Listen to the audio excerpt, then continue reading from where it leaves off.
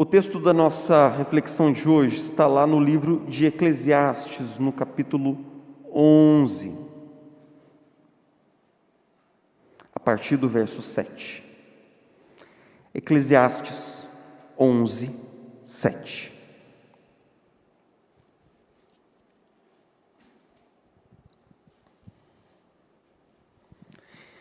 Eclesiastes 11, 7. Se você abrir bem no meio da Bíblia, tem o livro de Salmos provavelmente aí, logo depois, próximo aí a gente tem os outros livros de sabedoria, incluindo o livro de Eclesiastes. Eclesiastes 11, 7. Nós vamos ler uma porção aqui que se trata mais ou menos do clímax do livro. O ponto alto do livro é uma palavra no qual ele vem concluindo várias ideias que o Eclesiastes foi distribuindo ao longo da reflexão. E provavelmente está na sua Bíblia assim, conselhos para os jovens, né? Alguma coisa mais ou menos por aí. Mas o texto não se trata propriamente de um conselho para os jovens, mas para um conselho para todos aqueles que desejam caminhar com Deus em vida. Então o texto diz assim: a luz é agradável, é bom ver o sol. Por mais que um homem viva, deve desfrutar sua vida toda. Lembre-se, porém, dos dias de trevas, pois serão muitos. Tudo o que está para vir não faz sentido. Alegre-se, jovem, na sua mocidade. Seja feliz o seu coração nos dias da sua juventude. Siga por onde o seu coração mandar, até onde sua vista alcançar. Mas saiba que por todas essas coisas Deus o trará a julgamento. Afaste do coração a ansiedade e acabe com o sofrimento do seu corpo, pois a juventude e o vigor são passageiros. E o versículo 1 do capítulo 12, que diz assim: lembre-se do seu Criador nos dias da sua juventude, antes que venham os dias difíceis e se aproximem os anos em que você dirá: não tenho satisfação neles. Ao longo dos últimos 2 anos, nós fomos alcançados diariamente pela noção incômoda da mortalidade. Não sei se você percebe, mas a cada vez que nós contamos e recontamos as pessoas e entes queridos que nós perdemos para a Covid-19, nós estamos tendo um contato diário com a noção da mortalidade humana. Uma coisa que é sem precedentes na nossa cultura recente. Nós, seres humanos, nós sempre tentamos empurrar a morte para longe de nós, né? Por exemplo, os faraós construíram grandes pirâmides que eram, na verdade, sarcófagos planejados estritamente para afastar o poder eterno da morte sobre os seus corpos. Eles esperavam uma espécie de ressurreição e eles preparavam assim, na câmara mortuária do faraó que havia sido enterrado ali, muitas benesses para que assim que ele acordasse desse sono, assim julgavam eles, ele pudesse desfrutar dos utensílios, tesouros, joias e demais bens que foram deixados ali. Então, a noção de fugir da nossa própria mortalidade sempre encantou as mentes e sempre fascinou culturas ao longo da história.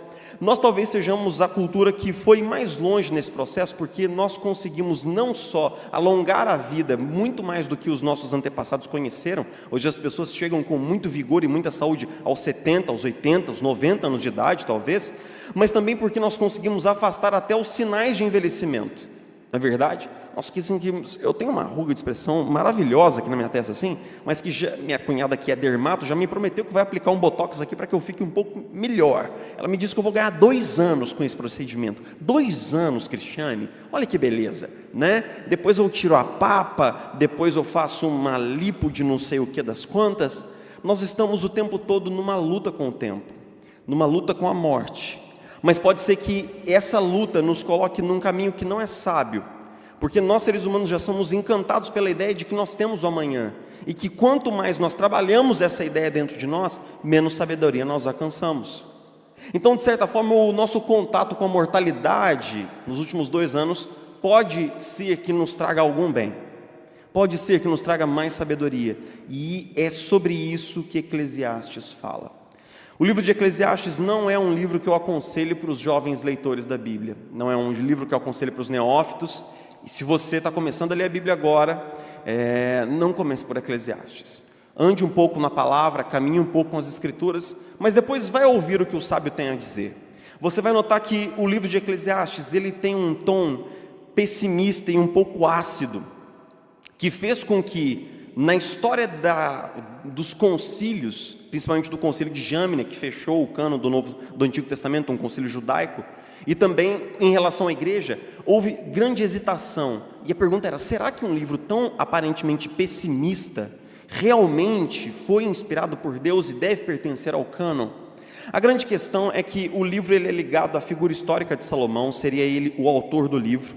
Ele teria escrito esse livro já nos anos finais do seu reinado, quando, assentado em grande glória, status, fama, poder e dinheiro, Salomão agora descreve para os jovens que haveriam de ler o livro toda a sua trajetória na busca da felicidade e pelo sentido da vida. É como se você pudesse conversar com um cara que foi até o final do arco-íris e já está voltando, e ele pode te dizer o que tem lá para que você não precise fazer todo esse caminho. É como se esse cara tivesse corrido todas as estradas em direção à felicidade e ele pudesse fazer um resumo para você, aqueles resumões de internet bem abençoados dos tempos de Enem, né? Em que você não precisa ler o livro todo, você pega o resumo e aquilo já te dá uma grande orientação. Então Eclesiastes, ele está fazendo isso, ele está dizendo para nós o que ele aprendeu no seu longo, tortuoso e doloroso caminho em busca do sentido da vida e da felicidade. Mas o que ele tem para dizer para nós não é muito animador. Por quê? Porque o tempo todo o Eclesiastes recorre à noção da mortalidade humana. No primeiro capítulo ele fala assim: o vento vai para lá e volta para cá, as águas vão e descem para o mar, e tudo isso se repete sem fim, e a vida é um tédio, tudo é vaidade, tudo é sem sentido, e o pior de tudo é que você trabalha, mas não sabe para quem deixará o fruto do seu trabalho, porque você há de morrer e não há de levar o fruto do seu trabalho consigo. Então no primeiro capítulo ele recorre à noção da mortalidade humana. No capítulo 2 ele diz que o sábio morre assim como o tolo, e que acumular muita sabedoria também é bobagem, porque o sábio morre e o tolo morre também. Quando ele começa o capítulo 3, ele fala assim: há tempo para todas as coisas debaixo do céu. A primeira coisa que ele diz é assim: há tempo para viver e há tempo para morrer. É a primeira coisa de todos os refrões que ele coloca ali. O primeiro que ele fala: há tempo para viver e há tempo para morrer. No capítulo 5 ele fala novamente que nós vamos morrer e deixar todas as nossas realizações humanas para trás. No capítulo 9 ele fala que no destino para onde os mortos vão, não existe alegria, nem choro, nem tristeza, nem mágoa, nem ódio, não existe nada, nem realização humana. E ele fala assim: então desfrute dos dias que você tem. A morte aparece o tempo todo no livro de Eclesiastes, o que faz desse livro um tanto quanto mórbido às vezes, porque ele parece dizer assim: cara, a morte está aí espreitando a gente com aquela grande foice na mão e logo chega. Então não adianta a gente ficar se apoiando muito no trabalho, nas nossas realizações, na riqueza, porque nada disso vai conosco. E então o livro parece ser sobre morte, mas não é. O livro é sobre vida. Imagine que nós temos aqui uma canva, um quadro, e nós temos aqui uma grande e bela pintura. Mas a moldura que anuncia essa pintura no livro de Eclesiastes é o tema da mortalidade humana. Ele fala sobre a morte, aqui e acolá. Mas o objetivo dele não é só falar sobre a morte e anunciar a morte humana, porque isso é certo. A gente, quando nasce, a gente não sabe se a gente vai casar, né, rapaz? A gente vai ser flamenguista, vascaíno, não sabe. Mas uma coisa é certa: para a criança que tem 1 dia de idade, a morte para ela chegará, assim como é certo para nós. Então a mortalidade humana é dada como certa, mas ele quer que por meio dessa moldura você aprecie o quadro. Uma boa moldura realça a pintura, uma boa moldura realça o quadro, e o quadro é: lembre-se de que a vida é frágil, é passageira, é breve, para que você se dedique a aprender a viver bem. Aprender a viver bem. Esse é o tema do livro de Eclesiastes. A ideia dele é de que as pessoas vivem mal, porque se esquecem de que os dias são poucos, elas vivem mal. E ele começa a dizer algumas coisas que na visão dele é viver mal. Ele fala assim, por exemplo: vi um homem debaixo do sol, ele trabalha dia e noite, não tem filhos, não tem esposa, ele não tem amigos, ele não tem ninguém para comer uma pizza com ele no final de semana, mas ele trabalha de sol a sol, acumula dinheiro e ele não sabe sequer porque ele vive assim. Ele diz: isso é loucura. Ele está dizendo expressamente que esse homem não sabe viver, não vive bem. Pode ser que para os nossos padrões culturais ele seja muito bem sucedido, seja um ricaço, more numa cobertura, mas ele sequer tem uma família para dividir a alegria das conquistas e realizações que ele alcançou na vida. E isso é uma grande doideira, é vaidade, é inútil, é correr atrás do vento. Então o Eclesiastes ele vai dizendo da busca pelos prazeres no capítulo 2, da busca pelas realizações na metade do capítulo 2, e ele chega no final. Ele chega no final para nos dizer então como viver bem. Ele trabalha as coisas que ele considera não sábias ao longo do livro. Esse cara aqui não está vivendo bem, esse cara não vive bem, esse cara não é sábio, esse cara correu atrás dos prazeres, aquele correu atrás dos bens, aquele do trabalho, da realização. Eles gastaram a vida assim e não viveram bem. E no final do livro ele começa a dizer como nós podemos viver bem, e é para esse ponto que nós estamos olhando agora. Ele diz assim nos versículos 7 a 8 do capítulo 11: a luz é agradável, é bom ver o sol, por mais que um homem viva, deve desfrutar toda a sua vida. E depois ele diz assim no versículo 9: alegre-se jovem na sua mocidade, seja feliz o seu coração nos dias da juventude, siga por onde seu coração mandar. Lembra-se que Deus trará julgamento a todas essas coisas, mas siga por onde seu coração mandar.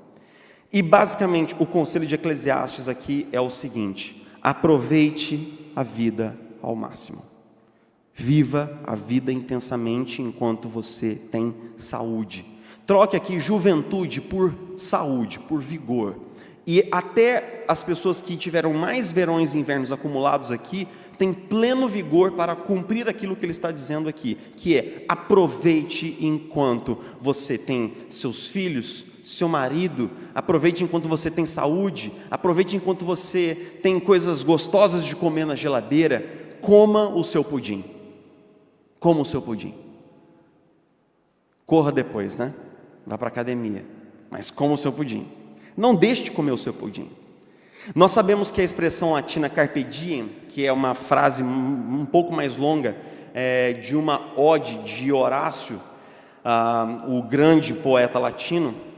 Ele esculpiu uma frase que dizia assim: aproveite o dia, porque o amanhã é incerto. Essa é a frase toda. Nós ficamos só com o começo, carpe diem, aproveite o dia, para dizer o seguinte: aproveite os instantes de felicidade, ordinários, banais e cotidianos que você e eu temos. Aproveite o agora.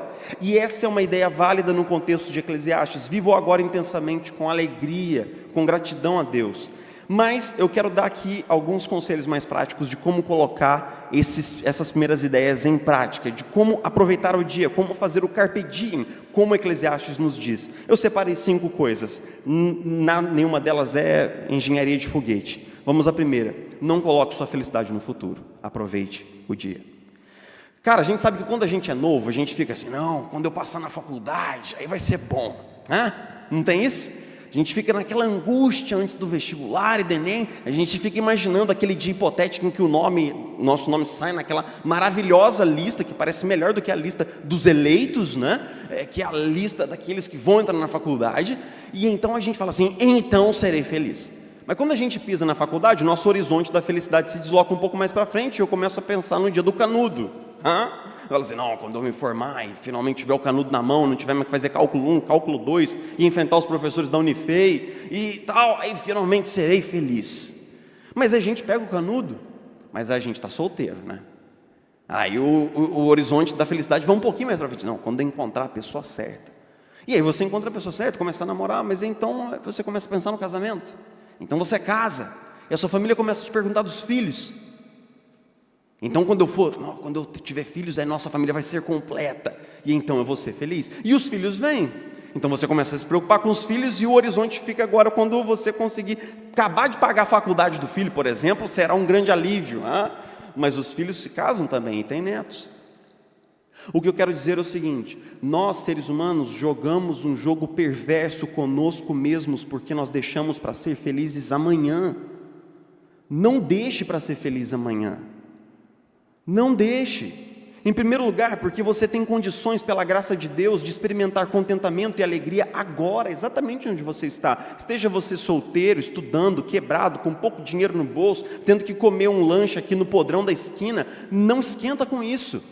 Que bom que você tem saúde para comer um lanche daquele e não cair numa UTI, não é verdade? Aproveite enquanto você é novo. Se eu como um troço daquele hoje, rapaz, eu tenho que fazer 3 endoscopias na sequência. Então aproveite, porque cada momento da sua vida tem sua dose de alegria, suas próprias dificuldades e suas promessas para o futuro, mas não deixe para ser feliz amanhã, não coloque a felicidade no futuro. E então o ponto 2 é como o seu pudim. Como o seu pudim é um ditado que eu digo o seguinte: um pudim, cara, é uma coisa super singela, velho.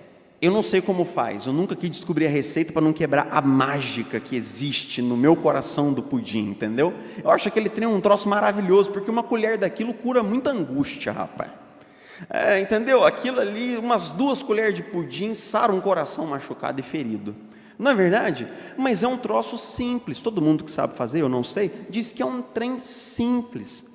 Veja bem, a felicidade, nós complicamos demais esse troço. A gente tem que ter isso e ter feito aquilo e chegar lá, não sei o quê. Mano, a gente cria um organograma, um gráfico de fluxo de vetor que é maior do que essa parede aqui, quando na verdade pode ser que você sente com a sua esposa um dia e assista um filminho abraçadinho numa tarde chuvosa como essa, e isso seja um momento de intensa felicidade, o que me leva ao próximo ponto, que é: seja feliz e saiba disso. Se tem uma frase que é de machucar o coração, é o seguinte: eu era feliz e não sabia. O que quer dizer o seguinte: o que era eu era feliz e não sabia? Suponhamos que você estava lá com os seus filhos em casa, adolescentes, delícia, né? Adolescente é um bicho que é uma crise que anda e fala, e então a gente fica louco para que o filho saia daquela crise, passe na faculdade e vá morar também fora de casa logo. Mas aí os filhos saem, e os pais começam a sofrer da síndrome do ninho vazio, e a mãe pega uma foto do filho chorosa e diz assim: eu era feliz e não sabia. Mas então saiba, você é feliz agora. Saiba, você é feliz agora. Acredite nisso. É a mensagem do Eclesiastes para você. Você é feliz exatamente agora. Não, mas olha, e quando o apartamento ficar pronto? E quando não sei o quê? E quando eu trocar de carro? Não, fica tranquilo, você é feliz agora. Seja feliz agora. Não espere perder alguma coisa importante para você para se dar conta de que você estava sendo feliz. Isso é a maior crueldade, cara. A gente tem que perder alguma coisa para a gente reparar que a gente tinha aquilo. Você entende? A gente tem que perder a saúde para lembrar que a gente tinha saúde. A gente tem que perder o cônjuge para lembrar que a gente tinha alguém para abraçar nas noites frias. O filho tem que ir para o outro lado do mundo para que a gente sinta a saudade de ter aquela criança fazendo bagunça em casa. Não espere perder algo para ser feliz. Seja feliz agora. Seja feliz agora. Você já é feliz. Acredite nisso. Por fim, diga às pessoas que você tem, enquanto você as tem, o quanto você as ama. Olha, cara, se tem uma coisa, eu pastoreio pessoas nos momentos mais complexos da sua vida, mas a coisa mais difícil de pastorear é remorso. O que é remorso? É quando você tem uma culpa por uma coisa que não pode ser reparada mais. Está tão longe no espaço e no tempo que aquilo não pode ser desfeito. Remorso é quando uma mãe diz assim: eu queria ter abraçado mais o meu filho antes de tê-lo perdido. É quando um cônjuge diz assim: eu queria ter dito para minha esposa o quanto ela era importante para mim antes que ela tivesse morrido. Nós não teremos as pessoas para sempre. Essa é uma das verdades mais cruas, duras e dolorosas da existência humana. Nós não teremos as pessoas que nós amamos para sempre. Então diga: eu te amo, cara, não custa nada. Não custa nada. Você não vai perder um braço, acredita em mim. Eu já tentei e funcionou. Estou aqui, ó. Você não vai perder um dedo. A sua língua não vai cair da boca. Se você disser para a pessoa o quanto ela é importante para você, faça isso hoje. Faça antes que o dia acabe. Você não tem o amanhã. O amanhã é incerto. Então, como é importante quando eu ligo para minha mãe e digo: mãe, eu te amo. Você foi uma grande mãe. Você fez mais por mim do que sua mãe jamais fez por você. Obrigado, mãe. Eu não quero que minha mãe vá para os braços de Jesus antes de ouvir da minha boca o quanto eu a amo. Porque pode ser que o amanhã que nós temos como certo não seja tão certo assim. E por fim, quinto ponto dessa sessão, aproveite a vitalidade física. Rapaz, a gente está falando disso hoje. Eu vou te falar uma coisa, se você tem menos de 30, aproveita isso. Se você tem menos de 40, aproveita isso. E se você tem menos de 120, aproveita isso. Nós sempre temos vitalidade, mas a vitalidade nossa, ela vem sempre depois dos 30 e pouco, ela vem num declínio. Mas aproveite a sua vitalidade física, cara, para fazer coisas, né? Eu fico assim, será que eu vou conseguir jogar bola com meu filho? Não sei, rapaz, não sei, eu não sei o que vai, eu acho que eu vou conseguir, mas eu não sei para onde que eu vou depois que eu jogar bola com meus filhos. Eu acho que eu vou para os braços de Jesus, para uma enfermaria, eu vou para algum canto diferente, porque, né? Mas assim, aproveite a vitalidade física que Deus te dá agora, porque algumas pessoas, elas deixam para viver depois, e aí, cara, às vezes uma doença intercepta a vida dessa pessoa, e ela não viajou, ela não foi, ela não voltou, ela não aprendeu a andar de moto, que é o sonho que ela tinha, ela não aprendeu a andar de esqui, de patins, sei lá o que, escalar, a pedra do Picu, o Pico das Agulhas Negras.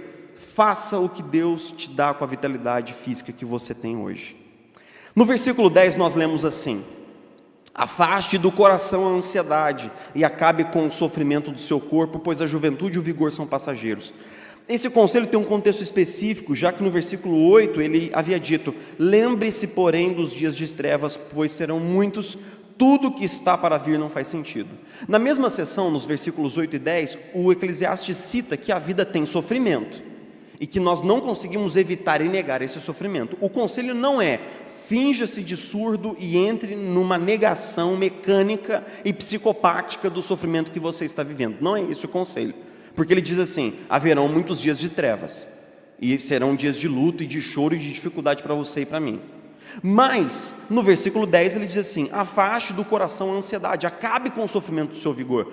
Os dois verbos, afaste e acabe, termine, são imperativos no hebraico, o que quer dizer que são ações que ele está ordenando que você faça. O que quer dizer que, se ele está me ordenando que eu faça, é lógico que nós sabemos que todo comando que a Bíblia nos dá, nós somos capazes de executá-lo. Deus não me ordenaria que eu fizesse algo que eu não consigo fazer. Todo mundo concorda com essa lógica? Deus, ele não me ordenaria obedecer a sua palavra se essa palavra é impossível que eu a coloque em prática. Então, o que ele está dizendo é algo que nós podemos fazer. Se a gente for traduzir esse versículo, é o seguinte: não sofra por antecipação, não sofra por antecipação, não faça tempestade em copo d'água, não viva assim. E nós conhecemos pessoas que elas vivem assim, elas sofrem por antecipação, elas fazem tempestade em um copo d'água. Fazendo isso, elas alimentam a própria ansiedade, elas se colocam num sofrimento muito maior do que aquele que elas de fato estão enfrentando. Então, o sofrimento pelo qual eu estou passando, ele às vezes é um sofrimento auto-infligido. Tem sofrimentos que a vida coloca sobre nós, ok, o que Eclesiastes está falando que haverão dias maus. Mas tem sofrimentos que nós infligimos a nós mesmos. O pior tipo de prisão emocional é aquela prisão emocional no qual o carcereiro é você mesmo. Essa é a pior tipo de prisão emocional. O que essa metáfora significa? Que grande parte do nosso sofrimento é autoimposto, que nós muitas vezes entramos numa de punir a nós mesmos, de sabotar nós mesmos, de colocar sobre nós mesmos culpa e peso, preocupações desnecessárias, e assim nós vivemos mal. O Eclesiastes está dizendo assim: não seja mal com você mesmo. Afaste do seu coração a ansiedade, afaste do seu corpo o sofrimento, não seja ruim com você mesmo. Então, como é que a gente pode aplicar esse conselho? Em primeiro lugar, não adicione um problema ilusório a um problema real. E aqui eu vou dar uma ilustração. Quando eu pastoreio cristãos que estão lutando com a depressão, a maioria deles tem um problema real, físico, químico, a depressão. Mas esse problema que é real, eles adicionam um segundo problema, que é o estigma que os cristãos têm em relação à depressão, como falta de fé, como falta de relacionamento com Deus, falta de conhecimento da palavra, e aí eles entram numa crise com a própria fé, numa crise consigo mesmos, numa crise com a sua caminhada com Deus, porque Deus permitiu aquilo tudo, e é o primeiro problema que é real, eles adicionam um segundo problema que é ilusório, que é irreal, que está só aqui na cabeça deles. Então eles já têm um problema que é grave, uma luta com a depressão, mas eles criam um segundo, maior ainda, que é uma crise de fé, e eles afundam ainda mais na depressão. Então eu digo assim, simplifique. Nesse caso específico da depressão, que é um tópico talvez polêmico na cabeça de alguns, mas nem na minha cabeça um tópico eminentemente médico, né? Nós temos que ir até o profissional habilitado para isso, fazer as etapas curativas necessárias para isso e lidar com isso com naturalidade. Se isso te intriga e se isso te incomoda, se isso te alfineta, isso que eu falo, não fique ofendido comigo, por favor. Você pode até me procurar, a gente senta, toma um café longo bastante para que a gente possa debater isso daí.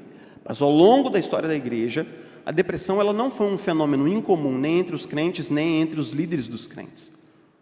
A depressão ela surge por diversos motivos, desordens orgânicas, psicopatologias, transtornos e efeitos sobrepostos de doenças na alma e no corpo. Mas nós podemos lidar com a depressão não debaixo de uma tonelada de culpa, mas debaixo da graça de Deus. Nós podemos entender que Deus nos ama e que quer nos ver sarados e curados e que eu não preciso ficar, meu Deus, então eu não sou crente de verdade. Tão pouco então era Elias, tão pouco foi Spurgeon, tão pouco foi muitos homens e mulheres que lutaram com a depressão ao longo da sua caminhada cristã. A questão não é essa. Se você tem um problema real, não coloque um segundo problema ilusório sobre ele e aumente o peso do que você tem vivido. Em segundo lugar, se não está quebrado, não conserte. O que eu quero dizer com isso? Cuidado para não passar a vida, gastar a vida resolvendo problemas que não aconteceram ainda. Porque uma coisa é alguma coisa, um risco que pode acontecer, mas transformar um risco numa preocupação que consome a nossa mente com ansiedade é uma grande bobagem. Quantas noites nós dormimos nos preocupando com coisas que nunca aconteceram no final das contas? E você está aí, Vivinho da Silva, para contar a história. Então, se não está quebrado, não conserte. Não fique criando soluções para problemas que ainda não aconteceram. Basta a cada dia o seu mal. Quer dizer que o mal de hoje tem uma graça de Deus para esse mal de hoje. O mal de amanhã, a graça de Deus vem amanhã. É como maná que cai do céu no ritmo pleno e perfeito da graça de Deus. E em terceiro lugar, cuide de você como você cuidaria de outra pessoa sob seus cuidados. Suponhamos que você recebesse um cara na sua igreja, ou no seu pequeno grupo, ou um amigo procurasse você e dissesse assim, poxa vida, cara, eu estou muito mal, velho. Estou passando por um momento de aperto aqui. Estou muito angustiado, estou triste, estou para baixo, estou desanimado. Como é que você trataria essa pessoa? Desanimado, com medo do futuro, medo da Covid. Provavelmente você seria compassivo, generoso, você ouviria esse cara com atenção, seria compreensivo com ele, tentaria mostrar para ele coisas boas, tentaria fazer com que ele pudesse ler a palavra de Deus, mas muitas vezes quando nós não estamos bem, nós agimos numa dinâmica totalmente diferente conosco mesmos, não sei se você já reparou. Se eu estou bem, eu me culpo, eu passo a falar, nossa, eu também, eu não me firmo, eu não isso, a gente assume uma postura totalmente de autocrítica, como se eu não estivesse sendo compassivo comigo mesmo. Note que quando Jesus diz assim, ama o seu próximo como você ama a si mesmo, Jesus está pressupondo que nós amamos a nós mesmos. Ele está pressupondo que eu sou compassivo e generoso comigo também. Sou paciente comigo. Sou benevolente comigo. Tem pessoas que são bons para os outros, mas consigo mesmas elas são péssimas. Elas são ruins. Elas não cuidam de si mesmas direito. Se ela tiver que se desdobrar em servir o outro, ela se desdobra. Mas se ela tiver que aceitar um ato de cuidado, ela não aceita. Se ela tiver que comprar alguma coisa para o outro, ela compra. Se ela tiver que comprar alguma coisa para si mesma e cuidar de si mesma, ela não faz. Mas a primeira pessoa que você tem que cuidar é de você. Porque se você não cuidar de você, logo você não estará em condição de cuidar de quem quer que seja, da sua esposa, do seu filho, de ninguém. Por isso Paulo diz a Timóteo, cuida de ti mesmo e da doutrina. As duas coisas mais importantes que ele coloca. Cuida de ti mesmo, cuida da doutrina. cuida da sanidade sua, cuida da sua sanidade teológica, para que você, cuidado por si mesmo e praticando o autocuidado, possa cuidar de outros. E o último conselho que ele tem para nós, para que a gente possa viver bem, é: coloque Deus em primeiro lugar. Como é que o texto termina aqui no 12:1? Lembre-se do seu Criador nos dias da sua juventude, antes que venham os maus dias. E ele começa a descrever o processo do envelhecimento. Em nenhum outro texto da Bíblia a velhice é pintada de forma tão negativa como nesse texto aqui de Eclesiastes. Para o autor dos Salmos, por exemplo, envelhecer é uma bênção de Deus. Para Deuteronômio, é um cumprimento da promessa de Deus, chegar aos 80 anos de idade. Mas aqui ele dá uma conotação negativa no processo do envelhecimento. Por quê? Porque na verdade ele está pintando a pessoa que envelheceu e lá no futuro ela descobriu que ela não caminhou com Deus ao longo da sua vida.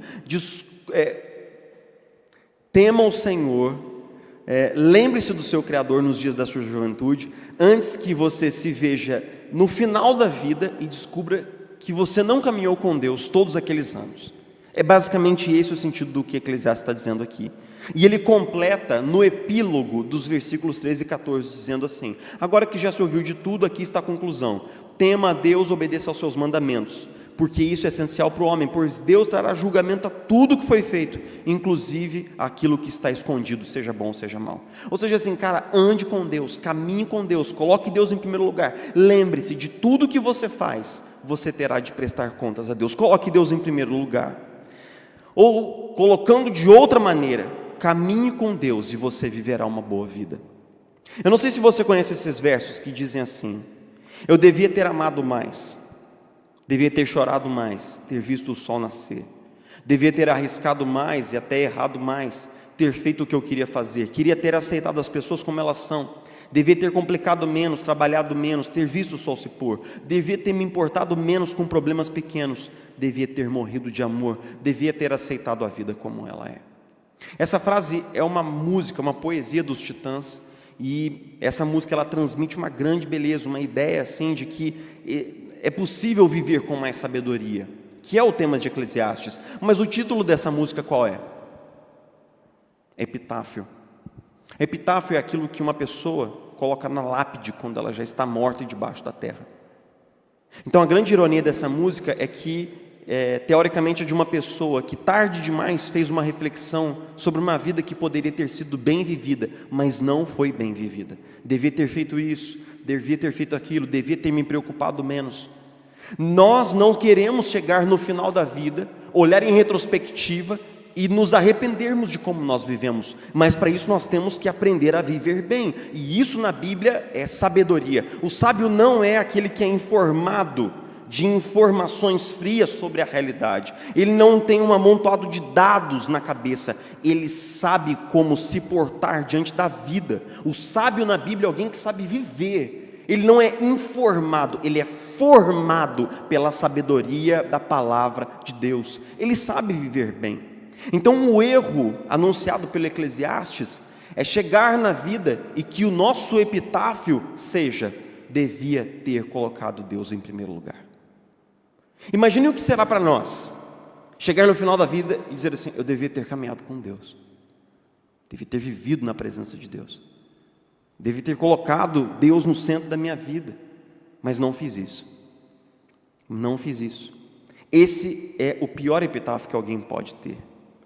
A vida é uma intensa busca, nós buscamos encher o nosso vazio existencial com sucesso, com dinheiro, com amor, com status, prazer, realizações, fama.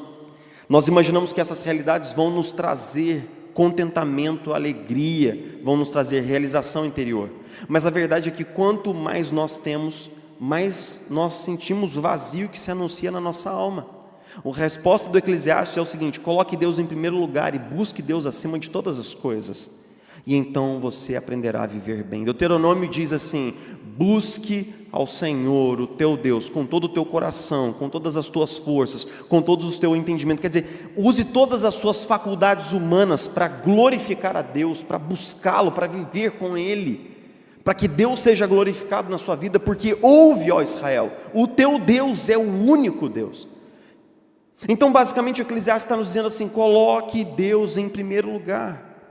Mas lembre-se, colocar Deus em primeiro lugar não pode ser mais um jargão evangélico, não pode ser mais um clichê que a gente usa na igreja, não pode ser mais um item da nossa agenda gospel, cheio de conceitos e cheio de complicações. Não tem que ser algo que a gente coloque no tecido da vida.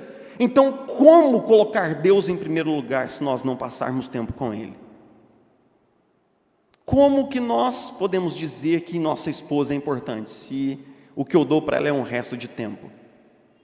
Note que aquilo que é prioritário para nós ocupa nossa atenção, nosso tempo e nosso bolso, não é? As coisas que são realmente importantes para nós, nós investimos nossa atenção, nosso foco, nosso tempo e nosso dinheiro. Aquilo que é importante para nós acaba vertendo os nossos recursos. Então, para que Deus seja realmente importante, nós temos que aprender a passar tempo com Ele. Nós temos que aprender a passar tempo com a palavra de Deus. E aí eu te pergunto aquelas perguntas clássicas: como está você no seu devocional diário? Como é que está o seu tempo diário com Deus? Você tem falado com Ele? Você tem aberto seu coração para Ele? Que livro da Bíblia você está lendo agora e que está contagiando, empolgando e aquecendo o seu coração? O meu é 2 Coríntios. Eu estou há um mês com 2 Coríntios e eu estou vibrando com o apóstolo Paulo. Quer dizer, chorando com ele, sofrendo com ele naquela epístola dolorosa. Mas nós estamos talvez longe demais da palavra. Longe da palavra, longe de Deus. Longe do tempo com Deus, longe de Deus. Você tem envolvido a Deus no seu casamento, nas suas escolhas, na maneira como você lida com o seu dinheiro, com seus filhos e trabalho?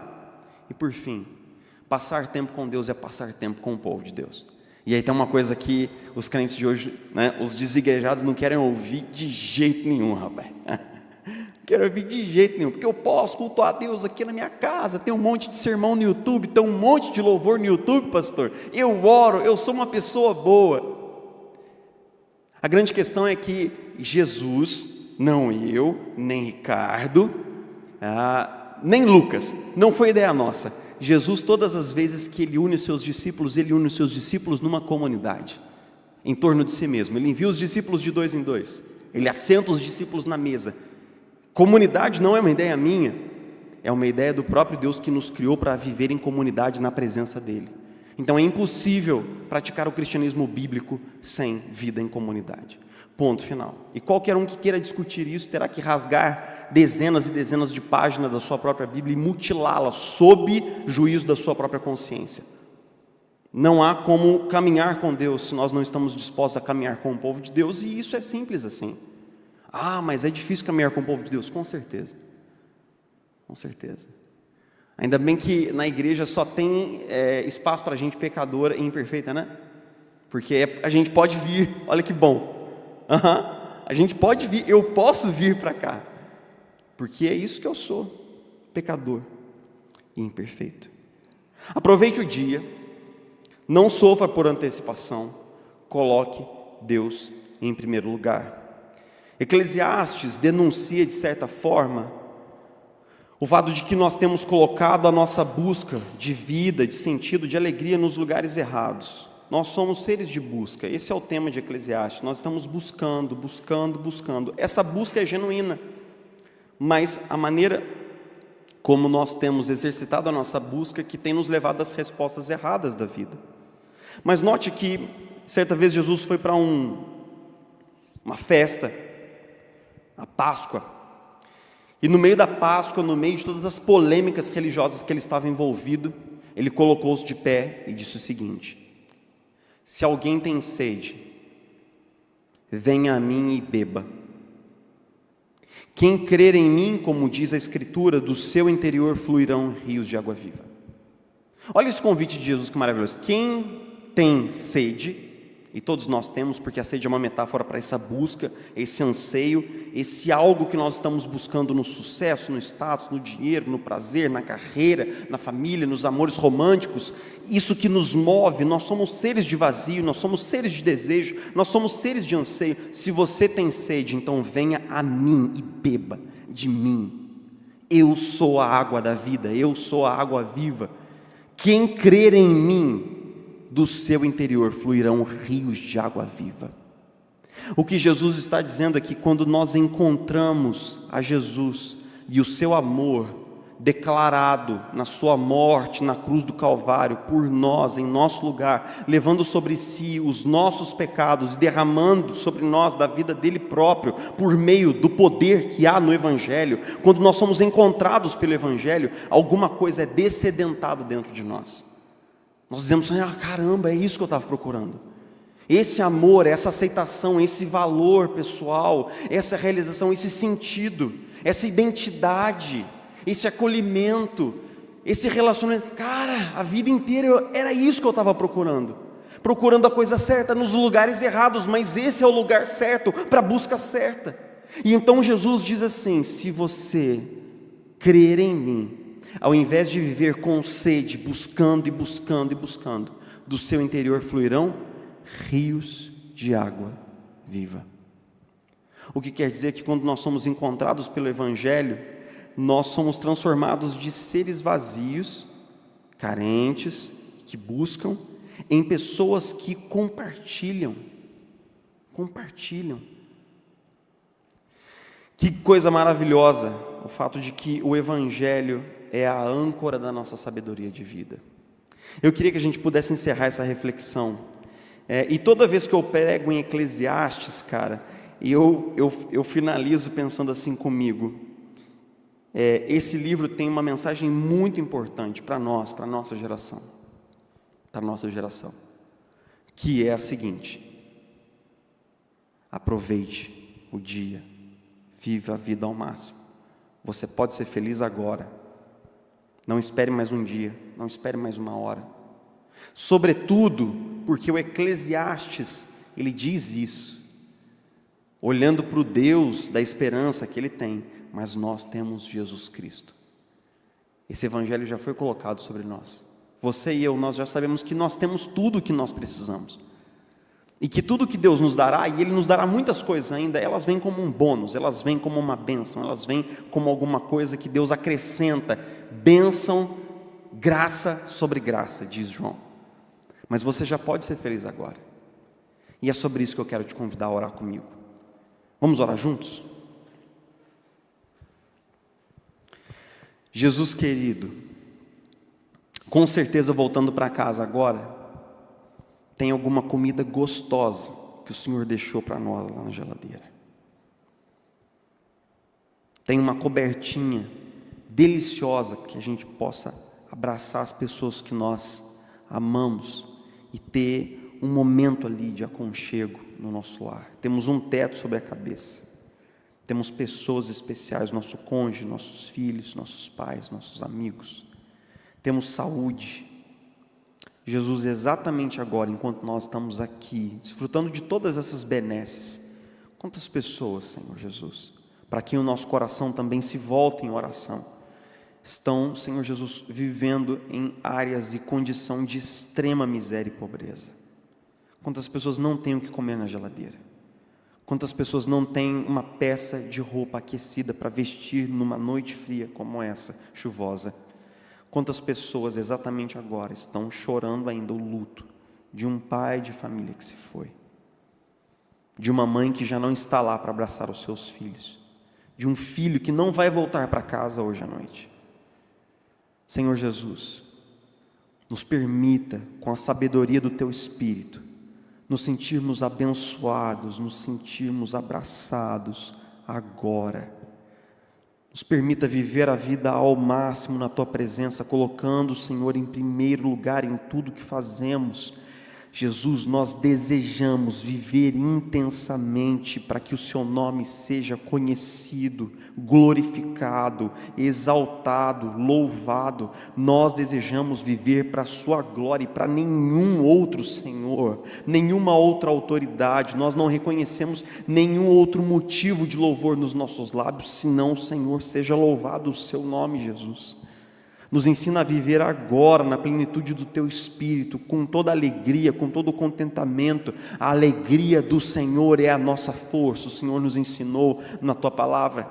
Então nos move, Senhor, nos move nos permita chegar em casa e refletir que nessa vida brevíssima, nesse dom tão frágil que o Senhor nos deu, nós podemos nos alegrar em tudo que o Senhor já fez, já nos deu. Muito obrigado, Jesus, muito obrigado.